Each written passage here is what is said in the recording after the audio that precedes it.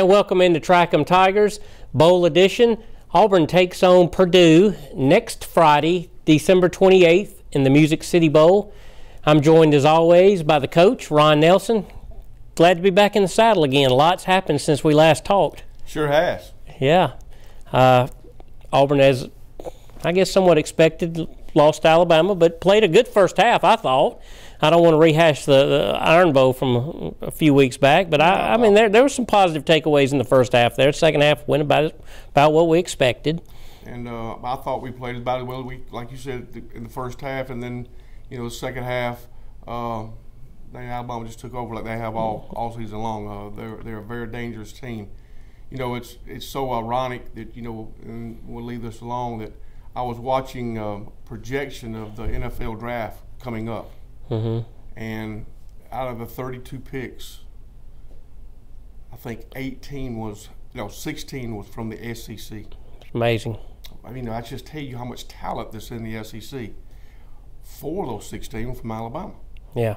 And 3 of them was on defense, which supposedly supposed to be Alabama. If they have a weakness, their defense is not quite as good in the past, and they got 3 number 1 picks. Yeah. And then the only reason they don't have more than that is because they're sophomores. And, amazing. But it's just, congratulations to Alabama. I mean, they got a heck of a football team. Good luck in the bowl series. Absolutely. And but let's talk about Auburn. Yeah. Speaking of Auburn, signing day this week. Talking about something amazing as we enter into the early signing period, which has really become the main signing period. I think they say 75-80% of all the players will make their commitments and sign on the dotted line this week. But I was looking at the rankings. You got Alabama 1, you got Georgia 2, you got LSU in the top 5, you've got Texas A&M in the top 5. Auburn comes in at number 12, and they're 5th in the conference. Exactly. In recruiting rankings. Amazing. I think from what we got, if we can keep the commitments that we got and add a few more to it, we're going to have one of the best recruiting classes that we've ever had. Now, in saying that, that looks pretty good in the national standpoint. But when you're, I think we're going to finish in the top 10 in the nation. Mm-hmm. But, you get to looking at it, but you're 5th in your conference. And that is what I've been trying to tell people about this conference. There's good schools willing to put some money out into these programs, and then they're going to get good players, and they got good coaches. And, right now, Alabama's at the top, and I think Georgia's just a shade behind. After that, you throw everybody else in the hat. Anybody can beat anybody if you don't play well on any given Sunday or Saturday. It's a dog-eat-dog world right now, and only the strong will survive. Texas A&M didn't pay Jimbo Fisher that kind of money to be 7-5. No. And neither did Auburn. Exactly. So, yeah. It's the same way. So it's it's a situation where it's just it's a lot of pressure. I don't envy the head coaches in the SEC with the pressure that they have that's involved in. Let's talk about Auburn. Chris Childers, ESPNU Radio, if you listen to him, they're on Sirius XM. He made a really interesting point a couple of weeks back. He said, the Auburn football program is the most interesting football program in the country. And he said because their 2 biggest rivals are Alabama and Georgia. And that drives everything with Auburn. And it's really what's driven the offseason. Gus Malzahn comes in, signs a $49 million contract, got a $32 million buyout, goes 7-5, gets inexplicably beaten by Tennessee. We lose to Mississippi State. But then we have all this off-season turmoil, okay? We've got all this going on. There's all kinds of rumors flying around. There was questions about whether Malzahn was going to be asked to take basically a pay reduction. They were going to hamstring him with assistant, by eliminating his ability to hire his own assistants, the ones he wanted to hire. Gus comes out last week and says none of that's true. We hear that trustees are at war with each other. Again, all of this stuff is rumored. But here's the thing. Alabama's 1. You just said it. Georgia's a hair under Alabama and climbing fast. When you're Auburn, that's a bad place to be in when you got 2 programs that are in lockstep and Auburn's anything but. Well, It's tough, but this has been this way forever. Yeah. And we found ways to try to survive the things.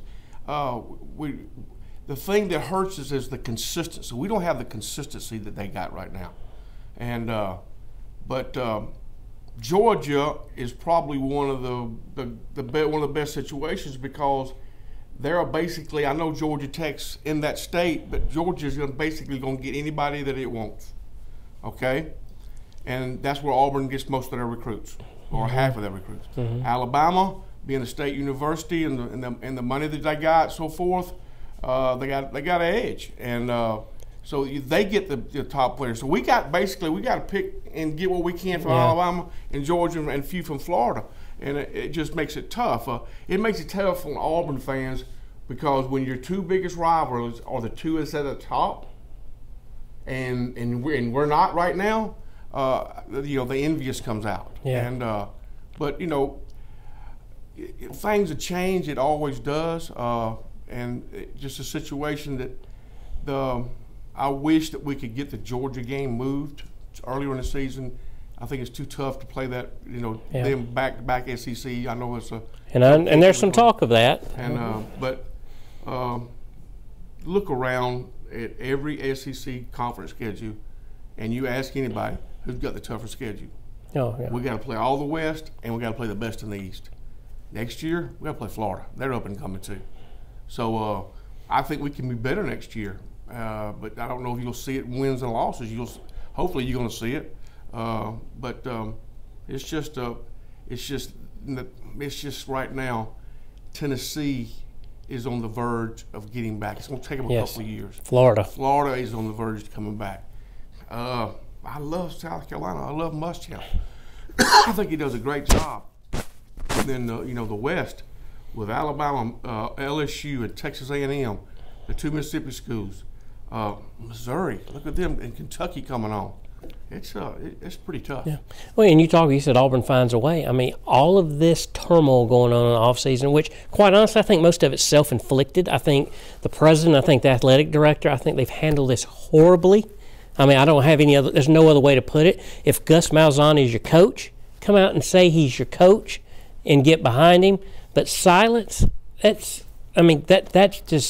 kills you. And you got to give credit to Gus Malzahn. He has held this recruiting class together. Looks like they're going to have a top 10 class. It's like somebody said the other day, you're facing an Alabama program that they don't recruit, they draft. And we're having to keep up with that. But I think it's, to me, Coach, I don't think it's the Alabama losses and even the Georgia losses that gets Auburn people riled up. It's laying the egg against Tennessee. It's falling apart in the second half against LSU for 2 years in a row. It's going over to Starkville against a team that's far less talented and doing what we did. And it's just very disappointing. But talking to the all-season stuff, I was talking to my son, and I was talking to my old college roommate, and me and him stay in touch. He lives in Birmingham now, and during that time, I was embarrassed to be an Auburn Tiger.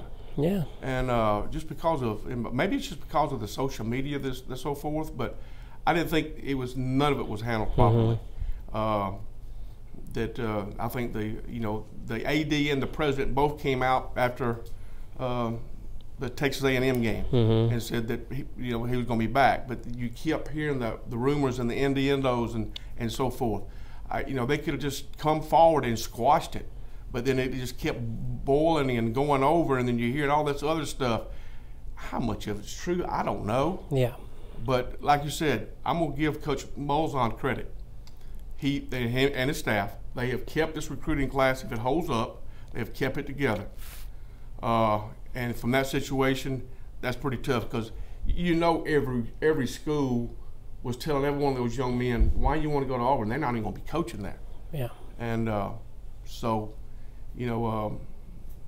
this decision of some staff changes, which I think we're going to talk about that later,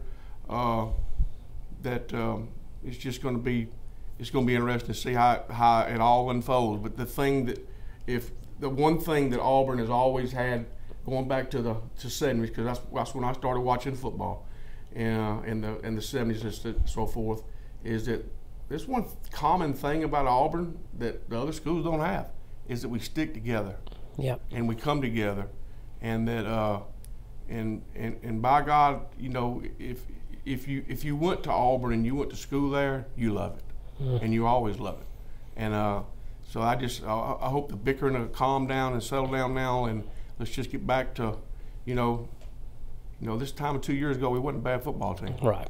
So, you know, it can turn in a hurry. Quick. And you know, you take 2 plays away from LSU and 3 turnovers against Tennessee, and we're looking at a pretty good season. Pretty good season. But yep. you know, if it's just one of those things that happens. Yep. All right, we're going to take a break. When we come back, big changes on the offensive coaching staff. We'll talk about that in just a minute. She's ready. Extreme Power Sports' very own Polaris RZR Skylifter XP1000, Trinity Exhaust, Power Commander, 6-inch portals, RZR 3 to 5-inch lift, MSA 20-inch wheels wrapped with 35-inch BKTs, deluxe audio roof, LED light bar, Mud Park ready. We are ready to finance you on this Skylifter right now. Come check out all our off-road machines today at Extreme Power Sports. And welcome back in. Coach, before we get back into football, I want to thank our sponsor this year and for all year. I want to thank Jason Dyer over at Extreme Power Sports. They had a little bit of a fire here a day or two ago, and our prayers are with them. Knowing Jason and his team, they're not going to miss a beat. It's just part of business, but our thoughts and prayers go out to them, and we're pulling for them, and I know they'll be ready to go in this Christmas crunch. I hope so, Jason. I hope everything's all, you know, going to be okay, and I know it will be. Yep. All right, let's talk. Changes on the coaching staff. Gus Malzahn has taken back the coaching duties. Chip Lindsey off to Kansas. Really not a surprise there. We pretty much known that last couple of months of the season that Lindsey was on his way out, whether by choice or not. Either way, he's moved on to Les Miles' staff.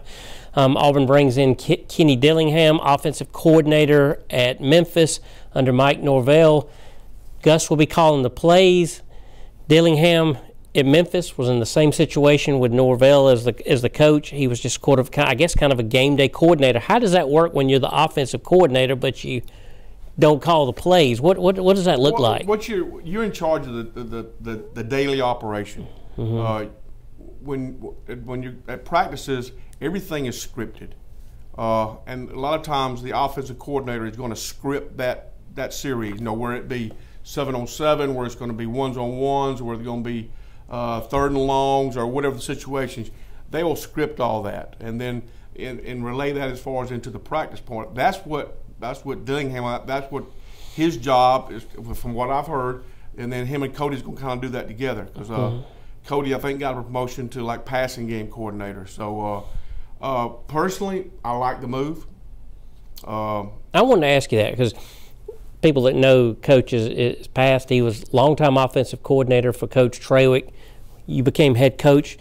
You've talked about this before. Did you maintain play calling duties throughout your career? Did you wrestle with that? What's it like when you become a head coach and you got to juggle everything? It's tough, and I know when Coach Trawick, he called plays forever, and then when he hired me, I thought basically I would be the offensive coordinator. I had the daily operations, and then that he would still call plays. And I didn't find out I was going to call plays until the week before the first ball game. And I still had the skeptics in the back of my mind that knowing how Coach was so involved that, you know, he might take this back over. Yeah. And but he never did. In my situation, I felt comfortable still calling the plays.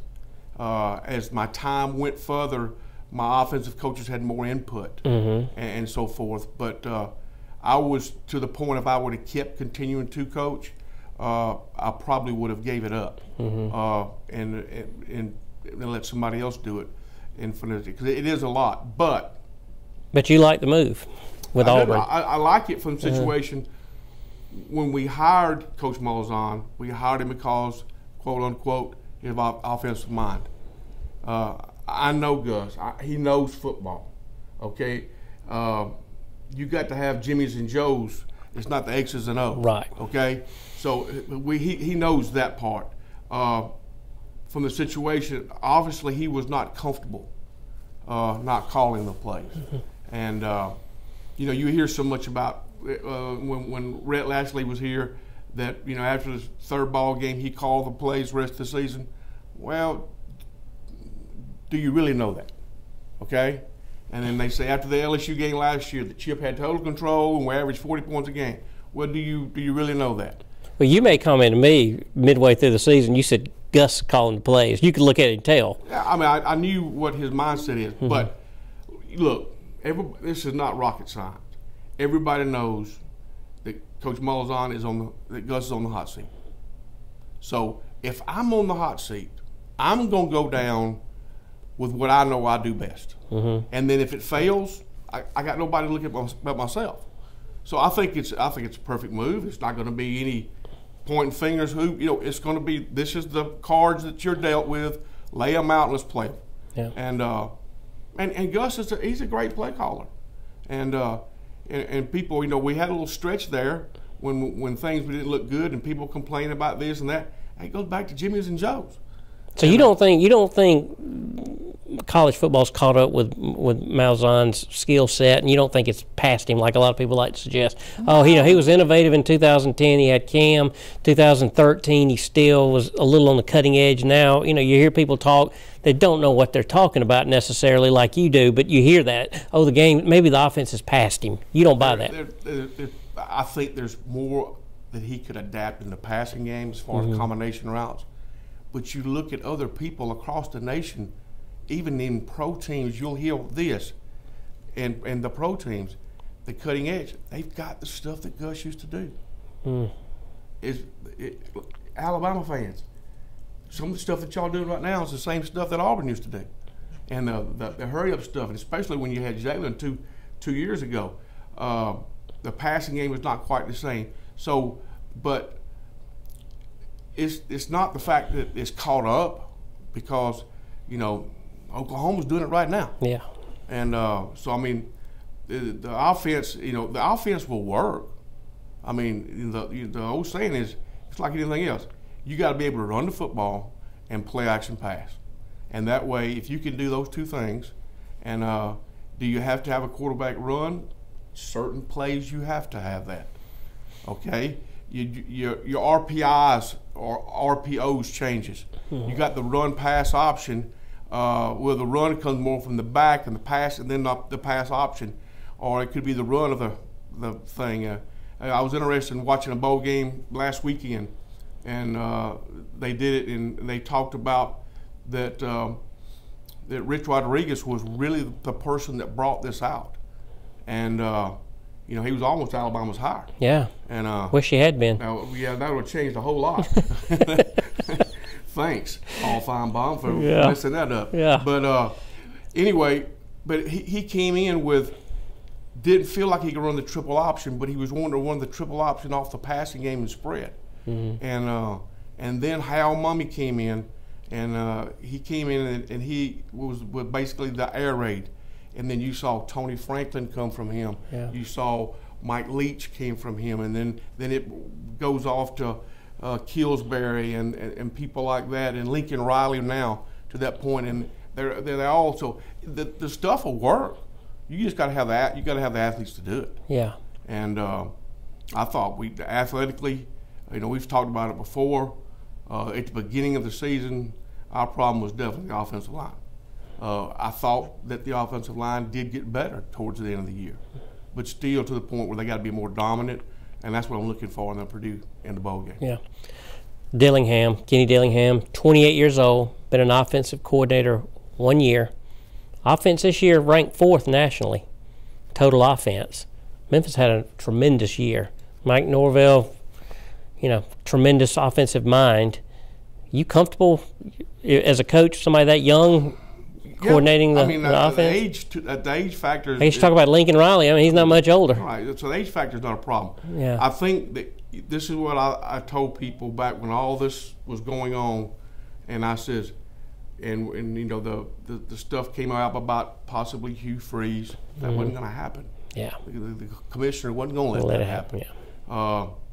But from the situation I told people, I says, why don't Gus just call the plays himself, hire him a quarterback coach to develop quarterbacks, And I think that'd be the best case scenario. I think this is what he's done.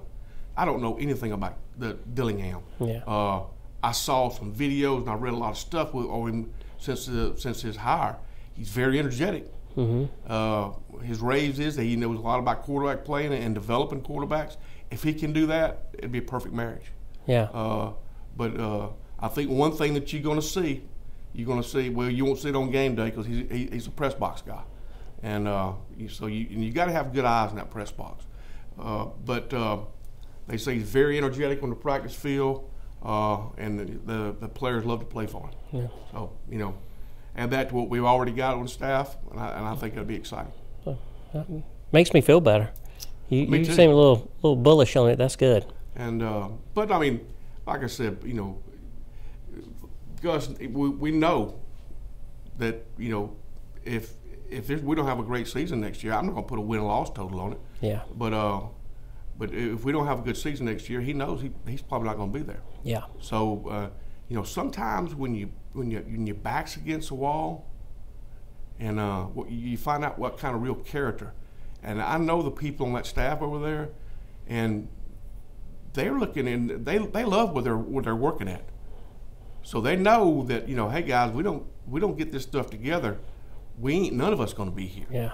So I expect you to see 10, 11 coaches, to the max, and I think you'll see better results. Yeah.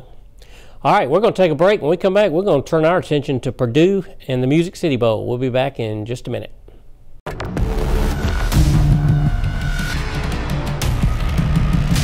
Razor XP has earned its place as the world's best-selling performance side-by-side. Now, the off-road's most successful Predator looks even hungrier. For 2019, Razor XPs are cut more aggressively. The chiseled muscular style, premium digital instruments, and wicked LED accents all hint at the heart of the animal within. Choose a Ride Command Edition with off-road worthy touchscreen that puts total control at your fingertips. Or grab a Dynamics Edition and discover the terrain-dominating power of smart suspension. Extreme performance has never looked so good. Build your XP at PolarisRazor.com. And welcome back in. Coach, let's turn our attention to Purdue. I guess the big question coming into the game was, would Jarrett Stidham play? The theme around college football now is these guys that are declaring for the draft, a lot of them are sitting out. To his credit, he's going to play. And, I think that's a positive thing for Auburn, that he's, going to step in there and risk it. Yeah, I mean, I'm really proud of Jarrett because I'll be honest with you, I didn't think he would. Mm-hmm. There's a lot of kids right now, and this is the growing trend. If I'm not playing for something, I'm not going to take the risk of injury. I'm just going to get ready. But I'm glad Jarrett is. Mm-hmm. From the opposite perspective, if he didn't, I'd have been okay with that too, because now we could have got to look at some other quarterbacks. Is Malik Willis the future? Is Joey Gatewood the future? The Sandberg? Yeah, Cord Sandberg. I mean, I've heard of him, but I don't know anything. You got Patrick Neese coming in. Mm-hmm. So, I mean, if Stidham had not played, I think we probably could have seen that to give them a little bit more extra time. But from another standpoint, we need to win the ball game. Yeah. And that was my next point. Gus Malzahn's 1-4 in bowl games. And, bowl games, a lot of people say, well, they don't really matter when you're not playing for anything that counts. Looking at the situation, being 1-4, he needs to win this bowl game if he can. Look, it ain't going to make any difference as far as how we finished. I watched something on TV last night, and it was, if we win this ball game, it's going to be 0 for Coach Malzahn. If we lose the ball game, it's going to go do 0. He's still, the body of work is what he does next year. Right. But it's just going to affect the misery level around campus, I think. It's important from the situation to get the Auburn fan base, get that bitter taste out of our mouth a little bit. Mm-hmm. But some folks say, Purdue's going to get the bitter taste out. Hey, it's a win, okay? I understand that. But the thing is, it makes things go so much better in the off season. And the off season, I've always said that football is broken down to 3 areas. There's 3 parts before you get to play, and it's your off-season program, it's spring practice, and it's fall practice, and you got to win all 3 of those. You got to, to that point where you've got to get the max effort. You can get the max effort out with this off-season program with a little bit better taste in your mouth, and to the point maybe feel a little bit better about yourself, and still disappointed that guys, instead of 7-5, we could have easily been 10-2, and probably should have been 10-2, 9-3 at worst, and but for that situation, I'm glad Jarrett's coming back. There'll be time in the spring for these other quarterbacks to come through, and we'll see what they got. You're going to play the best one, and the cream usually rises to the top, and I just hope there's some cream there to rise. Yeah. And that's a conversation for the spring, I guess. Looking to next week, we got a Purdue team that's 6-6. Of course, their marquee win was over Ohio State. Everybody knows about that. They got a lot of momentum going. Jeff Brom, who's a big Louisville guy, quarterback at Louisville, everybody expected him to take the job at Purdue. He decides to stay. They have sold out their allotment of tickets to the Music City Bowl. They're making their 2nd straight bowl appearance. Auburn hasn't sold out their allotment. Still got that bad taste in their mouth from losing to Central Florida a year ago. This is not just a pushover team. Auburn's going to have to be ready to play to win this thing. No. Purdue, they start out at 1-3. Yeah. And then since that time, they're 6-3, beat a very good Ohio State team. People said thought that was a fluke. That wasn't a fluke. I mean, they actually beat them. Oh, beat them to death. Beat them, and that. So it's going to be a big challenge for us. Purdue has got some. They've got a lot of players that can really play and step their game up, and we'll talk about that in just a second. Mm-hmm. But it's very important. They're going to be excited about it. Like, what kind of worries me a little bit. They're excited about being there. Are we going to be excited back there?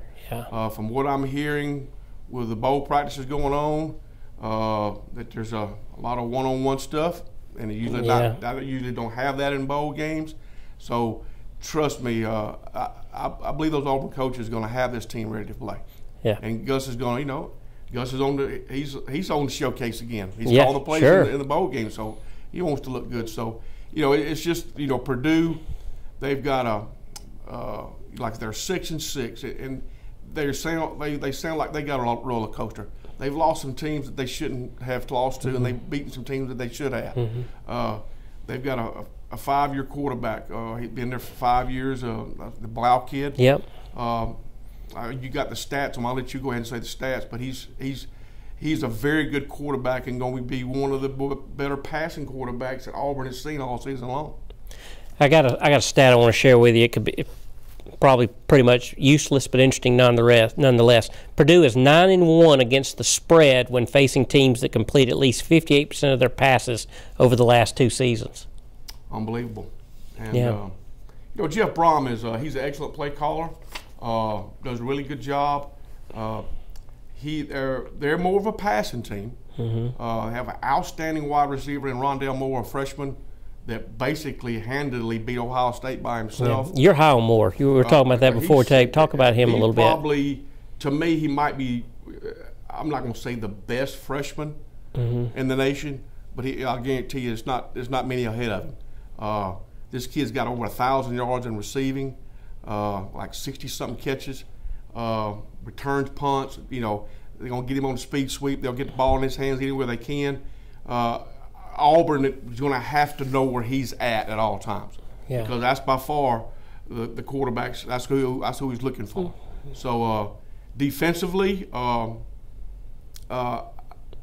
think Auburn can run the football. Now, I have not said that all year long, but I think that to the point I think that maybe we can run, and then to the point where they give up a lot of passing yards. Let me ask you if we stop you there. Auburn was beat up, really beat up. But I'm sure Purdue was too. I mean, the Big Ten's no slouch. Down south, we like to think they're slouch, but they're no slouch either. But Auburn was beat up pretty good. How big a difference can Auburn, how big a difference can they make coming back healthy, completely healthy? No one Purdue's going to be in the same boat, but. Yeah. Well, that's yes, they're both going to be on the same boat. But from the situation, I think the batteries is charged back up for, Auburn. I heard a comment that, these players saying, we're playing this for the seniors. Mm-hmm. These seniors, they put a lot of sweat and blood into this program to try to get it to the point. And last year, when we beat the 2 number 1 teams in the nation, we felt really, really good about ourselves. And then it ended in on a situation where we were just beat up. After you play Georgia and after you play Alabama, I mean, people don't realize how beat up we were. Yeah. And but when you didn't finish it, you didn't feel as good. So you work next season, all in the off season, to get that taste and get that that have another run at it, and then things kind of fall apart a little bit. Yeah. So hopefully we can give these seniors something to go out on, and then the Auburn family just have something to be positive about. Yeah. Auburn should have something of a chip on the shoulder. They're a 3-point favorite by Las Vegas numbers, but everywhere you read, everybody's picking Purdue. Everybody. Every bold prediction show that I've watched, whether it be ESPN, CBS, Fox, whatever, every one that I've read, nobody's picking Auburn. Yeah. And I like that. I think sometimes we play better, maybe not by the spread, but when everybody thinks that we can't, I think that's when we play better. Yeah. We should see. Auburn is a 3-point favorite heading into the game next Friday on the 28th. Kickoff is at 1:30 p.m. on ESPN. Coach, this has been awesome this year. I have enjoyed this. Thank you. It's been fun. Thank you for having me. Maybe they'll renew our contract next year. Love to. We'll see. Thank you for joining us, and War Eagle. War Eagle.